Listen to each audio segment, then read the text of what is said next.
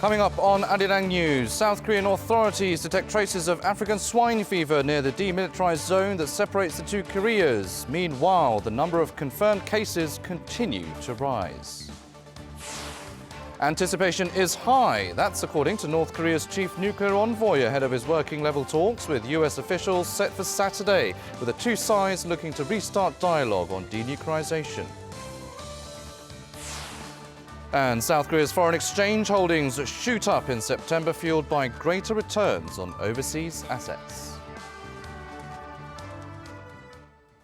Hello and welcome to Arirang News live from Seoul. I'm Noaran filling in for Devin Whiting. We start with the recent Typhoon Mitag that has come and gone, but the southern parts of the country was hit hard by the storm, with 12 people being killed due to heavy rain and powerful winds. Our Won Jung-hwan starts us off. It's been dubbed a record-breaking water bomb. As of 6:40 a.m. in the morning of Friday, authorities say Typhoon Mitag killed 12 people and left 2 missing. Among the dead, the body of a 65-year-old female owner of a small restaurant was found at around 4 p.m. on Thursday, about 7 hours after she was buried under a landslide in the southeastern port city of Busan. A 44-year-old man and his parents were also killed in the landslide. The season's 18th typhoon slammed the country's southern and eastern regions with torrential rain and strong winds, causing victims to be swept away by flash floods and buried under the landslide. While authorities are hoping the 2 missing people will be found alive, they are not excluding the possibility that they are also trapped inside collapsed buildings where they found 2 dead bodies. The typhoon caused widespread property damage, and authorities are gearing up to rebuild the hardest hit areas. Some 2,000 private and public facilities were flooded during the typhoon. 80% will be restored on a fast-track emergency basis. More than 48,000 homes suffered power outages, but electricity to 95% of them has been restored. The Land Ministry says it will complete safety checks and maintenance work on damaged roads by the end of the month. Won Jung-hwan, Arirang News. Shifting gears now, and there are growing expectations over the working-level talks between North Korea and the US, which is set to take place in Sweden, as it would be the first official talks between the two sides since the no-deal Hanoi summit back in February. Lee Seung-jae reports. North Korea's top nuclear negotiator Kim Myung-gil and his delegation arrived in Stockholm on Thursday, ahead of this weekend's working-level denuclearization negotiations with the US. They arrived at Stockholm's Arlanda airport at around 5:40 p.m. local time on a flight from Beijing. Before his arrival in Sweden, the North Korean envoy said he was optimistic the talks will go well. North Korea and the U.S. will hold working-level talks. With the new signal from the U.S., we leave with great anticipation and optimism. The two sides are set to have a preliminary contact on Friday before holding the working-level talks on Saturday. The U.S. Special Representative for North Korea, Stephen Biegun, will lead Washington's delegation. The two sides are expected to focus on trying to find common ground between U.S. demands for the regime's complete and verified denuclearization and the North's demand for sanctions relief and security guarantees. With North Korea's firing of a submarine-launched ballistic missile in the East Sea this week, there were concerns the test could derail the upcoming working-level talks. However, President Trump on Thursday downplayed the firing, saying the North wants to talk and the U.S. will be talking to them. All eyes are on the first round of formal negotiations between the two sides since the second North Korea-U.S. summit ended early in Hanoi in February. Focus is also on whether President Trump's previously touted new method will give the negotiations some momentum and possibly lay the groundwork for a third summit. Lee Seung-jae, Arirang News. And as for North Korea's latest missile launch, multiple sources in Washington and Seoul are saying the missile was launched from a sea-based platform, not a submarine. Our Defense Ministry correspondent Kim Ji-yeon has more. The U.S. is downplaying the significance of North Korea's missile launch as the two countries prepare for working-level talks this weekend on the regime's denuclearization. Speaking at a briefing on Thursday, U.S. Joint Chiefs of Staff spokesperson Air Force Colonel Patrick Ryder said the North fired the missile from a sea-based platform, not a submarine, which would have been much more threatening to the United States since it'll be harder to detect in advance compared to missiles fired from land. As we understand it, North Korea fired a short to medium-range ballistic missile some 280 miles into the Sea of Japan. And what we know is that the missile was fired from a sea-based platform in the Wonsan Bay. That's about all I can provide at this point. North Korea stated a day after the launch that it has successfully launched a new Pukguksong-3 missile. The use of a sea-based platform or barge has been confirmed by a South Korean military source as well, pointing to a vessel located next to the launch site in the photos North Korea released of the firing. The regime's state-run newspaper Dodong Sinmun reported Friday that the test represents a grave statement to hostile forces. It called the weapon a time bomb that could be fired anywhere on the open sea, implying it was launched from a submarine. Kim Ji-yeon, Arirang News. U.S. Marine Corps Commandant David H. Berger says South Korean and U.S. troops are continuing to train together and that doing so is good for both sides. Speaking at a seminar at the Heritage Foundation think tank in Washington, Berger said the exercises stopped briefly for a year but resumed after that, and that both sides also plan to train together this fall. Since the North Korea-U.S. summit in Singapore in June of last year, Seoul and Washington have postponed or downsized their joint drills. South Korean President Moon Jae-in will attend the Asia-Pacific Economic Cooperation Forum next month in Chile. The executive office of APEC posted on its website that President Moon will attend the high-profile meeting from the 16th for 2 days in Santiago, in what would be his first visit to the South American country since taking office in 2017. Russia's Vladimir Putin and China's Xi Jinping have already confirmed they'll be at the event, but the leaders of the US and Japan haven't yet notified APEC of whether or not they will participate. Facing a US Democrat-led impeachment inquiry after urging Ukraine to investigate his political rival Joe Biden, President Donald Trump is now publicly asking China to step in. Kim Da-mi tells us more. President Trump is now making the same appeal to China as he made to Ukraine to look into the Biden family's activities over the past several years. Speaking to reporters at the White House on Thursday, he openly called for China to launch an investigation into Biden and his son Hunter for what he claims is their corrupt actions that saw them pocket huge amounts of money. Describing the impeachment probe as crap, Trump said both Ukraine and China should look into the Bidens because what happened in China is similar to what happened in Ukraine. But he added he hasn't directly asked Chinese leader Xi Jinping to investigate yet. I haven't, but it's certainly something we can start thinking about because I'm sure that President Xi does not like being under that kind of scrutiny where billions of dollars is taken out of his country by a guy that just got kicked out of the Navy. Joe Biden's son Hunter was on the board of a Ukrainian gas company and created a private equity fund in China. The Chinese embassy in Washington would not comment on President Trump's request. CNN reported on Thursday local time that Trump in fact had mentioned Biden during a phone call with Xi back in June, and the White House didn't deny such a conversation took place. Trump's latest appeal to China came as quite a surprise given that the two countries are still locked in the prolonged trade war. Kim Da-mi, Arirang News. South Korea's 100th National Sports Festival kicked off today. First held back in 1920, the festival has grown into the country's biggest annual sports competition. Kan Young-woo went to check it out. Last month, the torch for the 100th National Sports Festival was lit on South Korea's easternmost islets of Dokdo.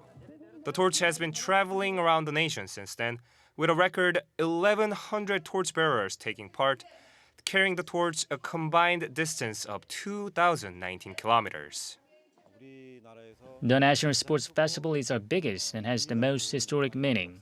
I hope it can continue to grow for the next 100 years, and I hope this year's event can possibly contribute to Seoul's joint bid with Pyongyang for the 2032 Summer Olympics. From this Friday through next Thursday, some 30,000 athletes will be competing in a total of 47 different sports at 72 venues in Seoul and other parts of the nation. And for the first time in the history of the National Sports Festival, there is a global sports festival prepared for foreigners living in Seoul. Some 400 foreign residents from 39 countries are set to compete in 7 different sports on the sidelines of the main event. After the week-long sports festival, the 39th National Para Games will also be held from October 15th to October 19th. As the venue for the first National Sports Festival back in 1920, Seoul looks to serve as the starting point for the next century of South Korean sport by hosting the 100th National Sports Festival this year. Kanyong-woo, Arirang News.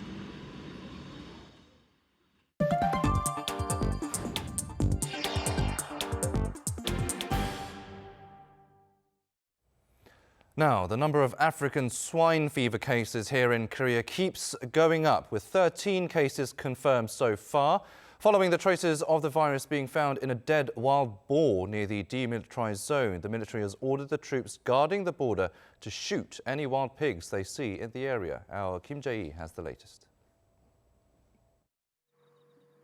A suspected new case of African swine fever has been reported on Incheon's Baekneungdo Island on Friday.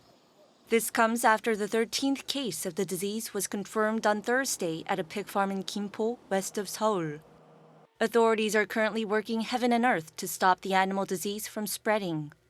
South Korea's Prime Minister Lee Na-yeon, during a meeting on Friday morning at the National Disaster and Safety Status Control Center, stressed the need for better management of the outbreak.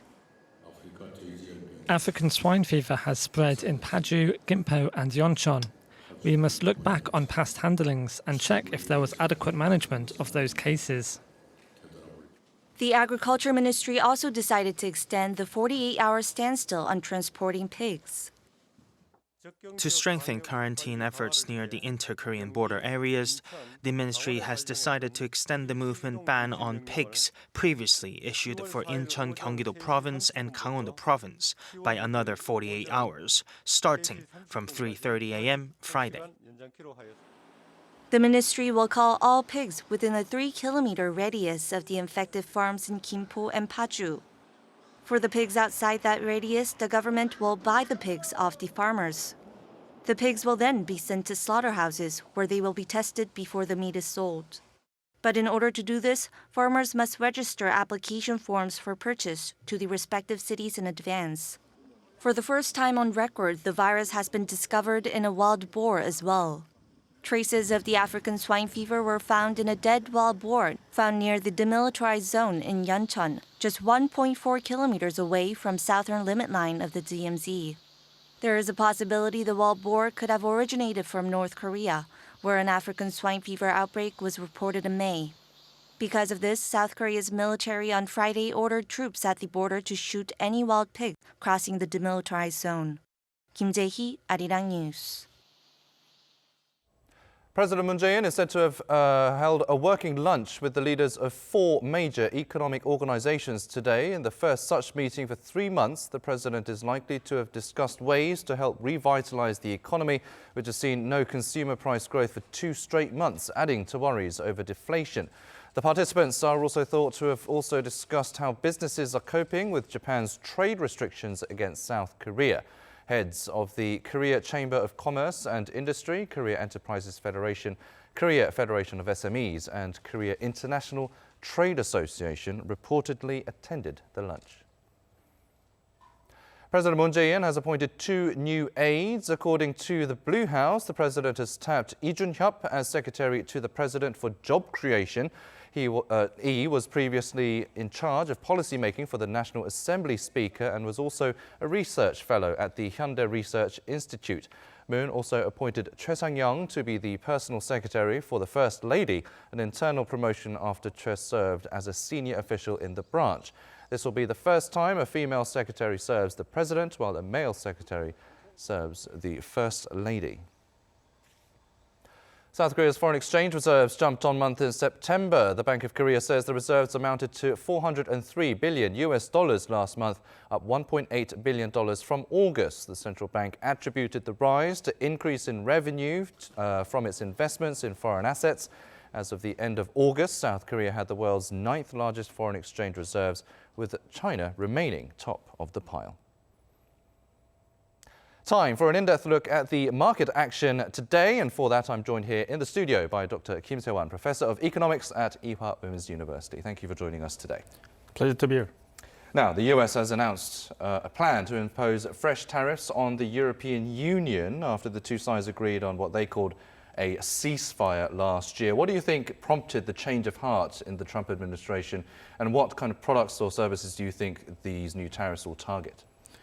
Actually, after discontinuation of trade negotiation between EU and US, Trump administration has been pretty cautious on having another round of negotiation with EU because they have been waiting for the judgment of WTO regarding EU's subsidies on Airbus.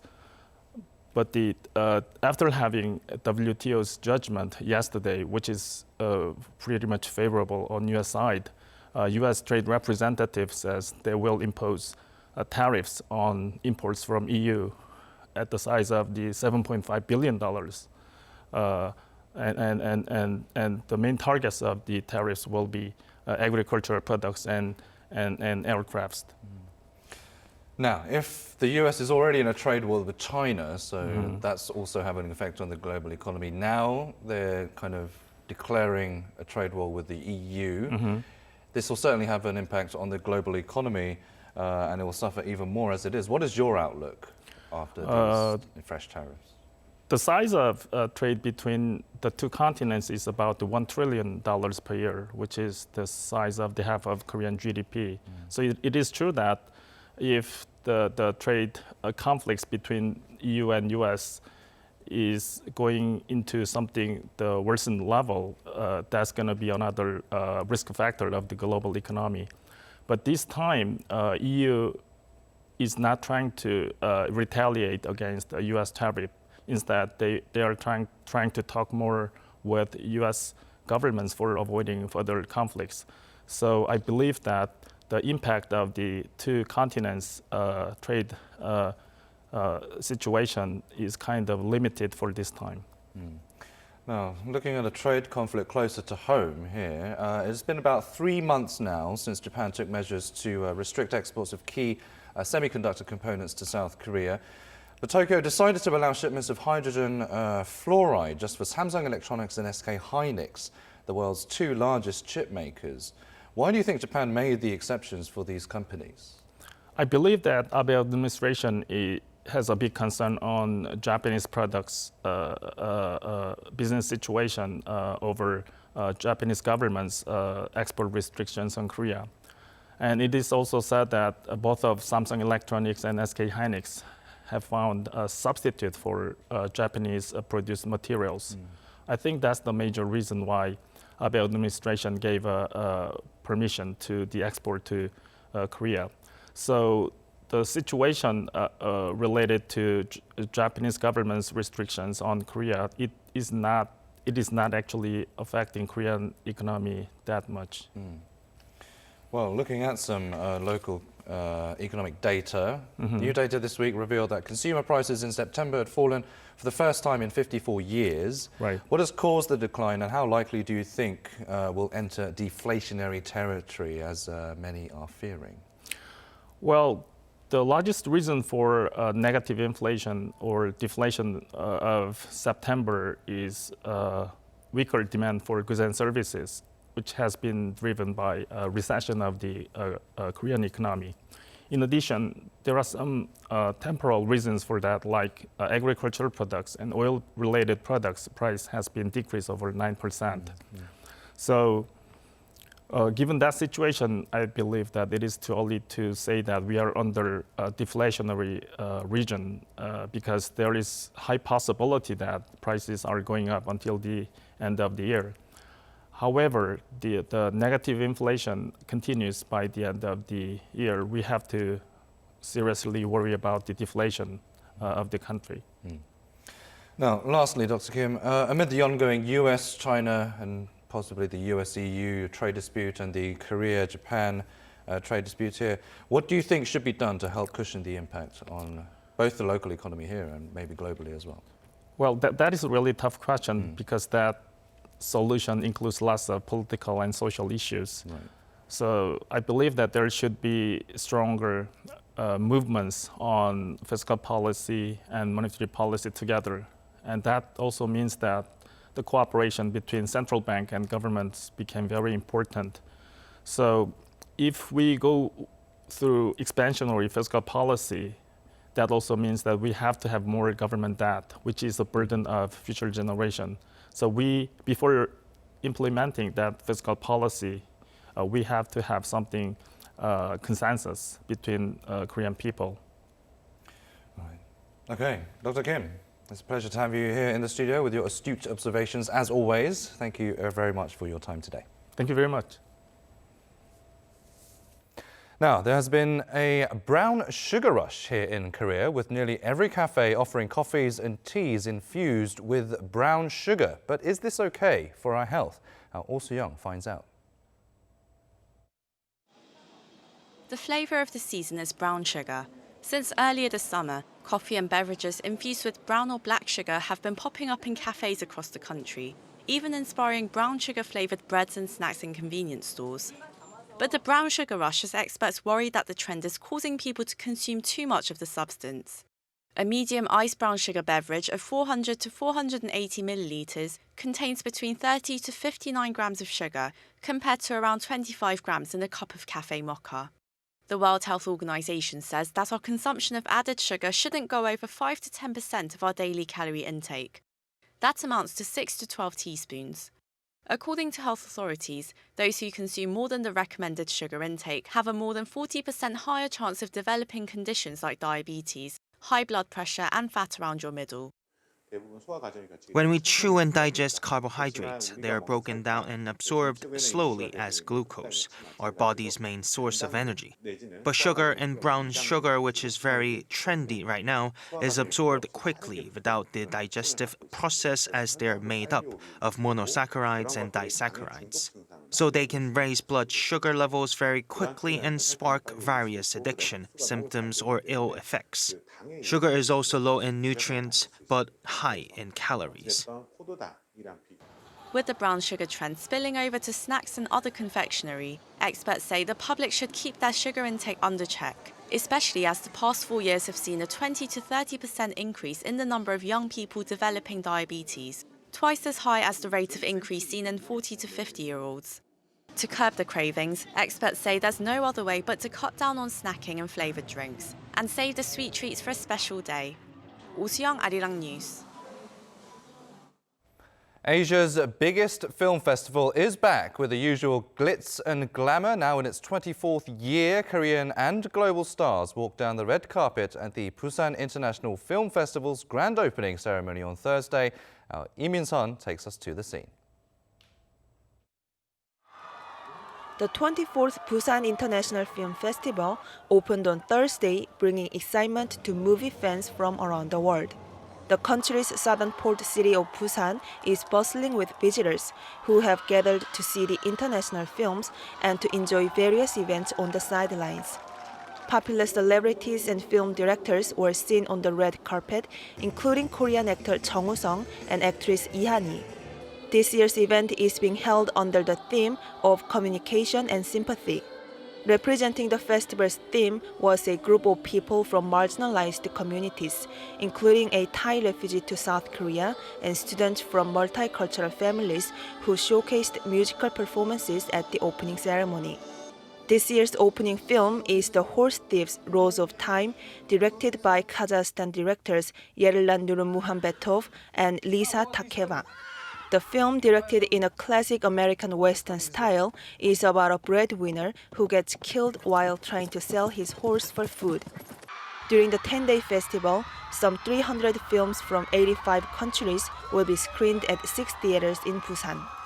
This year also marks the 100th anniversary of Korean cinema, and to celebrate, the organizers have selected 10 historically important classic Korean films, including 3 signature films from the 1960s. More screenings of Korean films and forums are lined up to look into Korean cinema of the past and today. At the festival, visitors will also have chance to share their thoughts about films with directors and actors at open talks and check out special exhibitions and outdoor screening prepared to commemorate the 100th anniversary of the Korean film industry. 이민선, 아리랑 뉴스, 부산.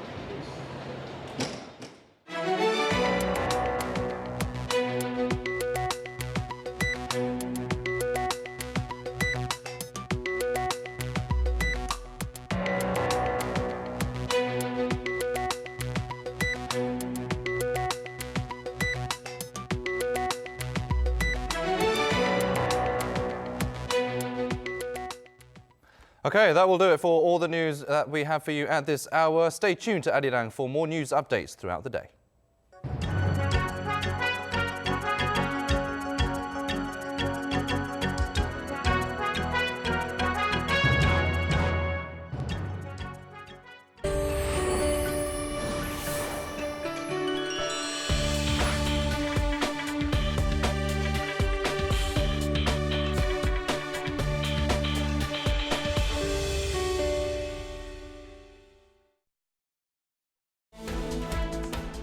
The WTO would handle the